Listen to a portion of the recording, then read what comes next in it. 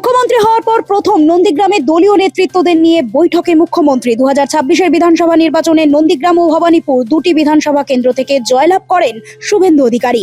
শপথ গ্রহণ অনুষ্ঠানে রাজ্যের মুখ্যমন্ত্রী শুভেন্দু অধিকারী ভবানীপুর বিধানসভা কেন্দ্র থেকে শপথ গ্রহণ করেন। নন্দীগ্রাম থেকে বিধায়ক পদ থেকে তিনি ইস্তফা দেন। মুখ্যমন্ত্রী হওয়ার পর শনিবার রাতে প্রথম নন্দীগ্রামে পা রাখলেন শুভেন্দু। এদিন নন্দীগ্রাম বিধানসভার রেয়াপাড়াতে দলীয় কার্যালয়ে নেতৃত্বদের সাথে বৈঠক করেন তিনি। বৈঠকে উপস্থিত ছিলেন রামনগরের বিজেপি বিধায়ক চন্দ্রশেখর মণ্ডল, তমলুক সাংগঠনিক জেলা বিজেপির সাধারণ সম্পাদক মেঘনাথ পাল, সহ সভাপতি প্রলয় পাল, কনভেনার অঞ্জন ভরতী সহ অন্যান্যরা। যেহেতু নন্দীগ্রাম বিধানসভা কেন্দ্র থেকে ইস্তফা দিয়েছেন শুভেন্দু, তাই উপনির্বাচন বিষয় সহ দলের একাধিক বিষয় নিয়ে বৈঠকে আলোচনা করেন বলেই জানা গিয়েছে। নোবেল বাংলা।